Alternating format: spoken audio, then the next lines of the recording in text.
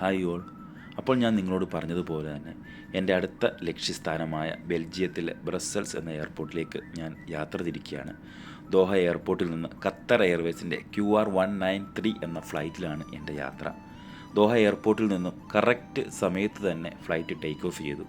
Qatar എയർവേസിൽ ഞാൻ പലപ്പോഴും യാത്ര ചെയ്യേണ്ടി വന്നപ്പോഴും ഞാൻ ശ്രദ്ധിച്ചിരിക്കുന്ന ഒരു കാര്യം, കറക്റ്റ് സമയത്ത് തന്നെ അവർ ടേക്ക് ഓഫ് ചെയ്യാൻ മാക്സിമം അവർ ശ്രമിക്കാറുണ്ട്.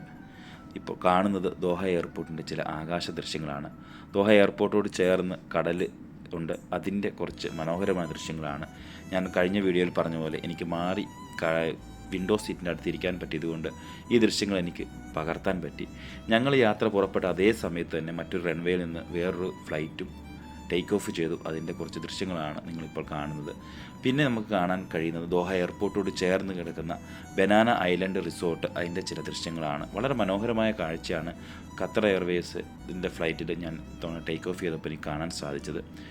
പിന്നെ ഞങ്ങൾക്ക് കഴിക്കാനുള്ള ആഹാരം വന്നു. ഈ ഫ്ലൈറ്റിൽ നല്ല ക്വാളിറ്റിയുള്ള ഫുഡാണ് എപ്പോഴും കൊടുക്കുന്നത്.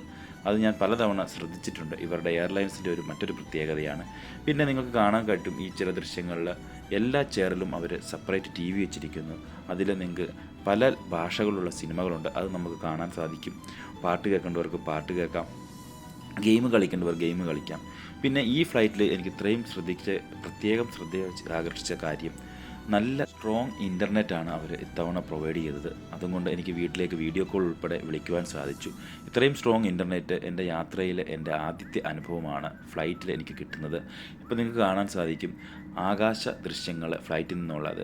മഞ്ഞുപോലെ മേഘങ്ങൾ, നമുക്ക് വിമാനത്തിന് താഴെയുള്ള കാഴ്ച, അത് കണ്ണിന് എപ്പോഴും കുളിർമയേകുന്ന ഒരു കാഴ്ചയാണ്.